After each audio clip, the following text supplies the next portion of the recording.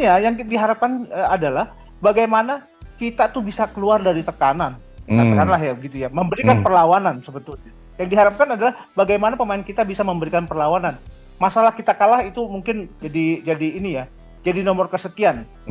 Kita contohkan seperti ini, ketika Indonesia melawan Argentina. Argentina baru aja juara Piala Dunia, Indonesia ada di peringkat 149. Indonesia kalah. Tapi kenapa netizen Indonesia begitu puas? Karena Indonesia bisa memberikan perlawanan di situ. Argentina walaupun bermain dengan cara-cara yang serius, tapi dia juga tidak bisa merajalela gitu loh. Nah, itu sebetulnya yang diharapkannya seperti itu gitu loh. Nah, inilah sebetulnya ajang pembuktian buat kinerjanya Bima Sakti. Apakah Bima Sakti bisa melakukan perbaikan hasil evaluasi dari pertandingan pertama? Kalau ini kemudian Bima Sakti juga bisa memberikan perlawanan, bisa memberikan memberikan wajah kualitas dari potensi pemain-pemain kita yang belum kelihatan di pertandingan pertama, itu mungkin lain masalah nantinya. Bima Sakti out. Bima Sakti harus keluar, harus mengundurkan diri dari tim nasional U17. Itulah banyak pendapat yang dilakukan atau dilontarkan oleh para netizen, para penggemar sepak bola Indonesia setelah melihat hasil pertandingan yang membuat mereka tuh kecewa. Di pertandingan pertama uji coba melawan Barcelona Juvenil A ini. Sehingga mereka mengatakan bahwa lebih pantas untuk diganti Pak Erick Thohir sebagai ketua umum PSSI. Ayolah, bagaimana mengganti soal Bima Sakti sebagai pelatih. Ini suara-suara yang mereka lontarkan. Welber Jardim terbang dari Brasil demi bergabung Timnas Indonesia U17. Jelang menghadapi Kashima Antlers U18, media Vietnam sindir Timnas U17 yang gagal kalahkan Barcelona.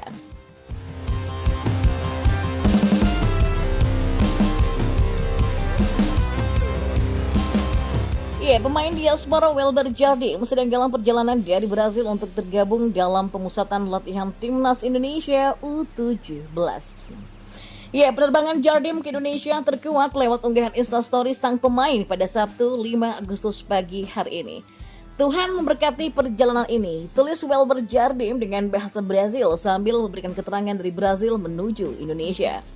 Jardim memiliki nama lengkap Welber Scott de Halim Jardim. Ia adalah pemain keturunan Indonesia Brazil yang diproyeksikan memperkuat Garuda Muda di Piala Dunia U17 2023. Jardim merupakan putra dari mantan pemain Persiba Balikpapan asal Brazil, Elis Angelo Jardim de Jesus, sementara ibunya berasal dari Banjarmasin yang bernama Liliana Halim.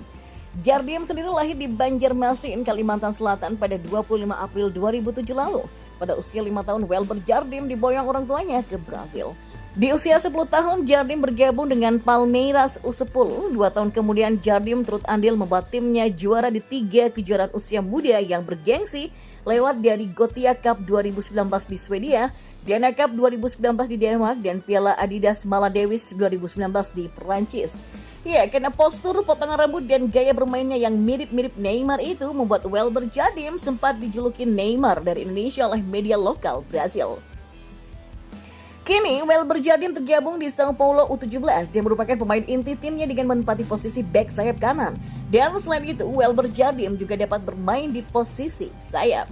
Jardim juga dikenal punya kemampuan melepaskan lemparan ke dalam jarak jauh, meskipun tenaganya dalam melakukan lemparan jarak jauh masih belum sekuat Pratama Arhan. Pada awal Juli 2023 lalu, Welber Jardim ikut berkontribusi saat mengantarkan Sao Paulo U17 menjadi juara Piala Shirkyuma U17 2023. Kini, Welber Halim menjadi salah satu pemain diaspora yang diharapkan bisa memperkuat Timnas Indonesia U17 di Piala Dunia U17 2023. Kami masih menunggu Welber. Setelah kami komunikasi dengan orang tuanya, mereka menyampaikan masih ada kompetisi Sao Paulo, sekarang berada di Rio de Janeiro, dan mungkin setelah kompetisi itu baru bergabung. Kata pelatih Timnas Indonesia U17, Bima Sakti. Timnas Indonesia U17 atau Garuda United kembali melakukan laga uji coba internasional. Kali ini uji coba Timnas U17 akan menghadapi tim asal Jepang, Kashima Antlers U18 di Stadion I Gusti Ngurah Rai Bali pada Sabtu hari ini. Pertandingan itu akan disiarkan secara langsung di RCTI dan live streaming di rctiplus.com pada pukul 7 waktu Indonesia Tengah atau pukul 18.00 waktu Indonesia Barat.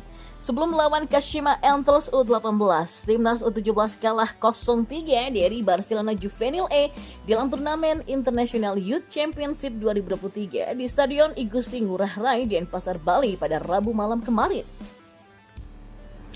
Pada pertandingan persahabatan alias uji coba kontra Barcelona Juvenil A dan Kashima Antlers U18, Timnas Indonesia U17 menggunakan nama Garuda United karena tampil menghadapi klub. Laga uji coba itu digunakan sebagai persiapan Timnas U17 untuk melakoni Piala Dunia U17 2023 yang digelar pada November mendatang. Dan kekalahan Timnas U17 dari Barcelona Juvenil A mendapatkan sindiran dari media Vietnam.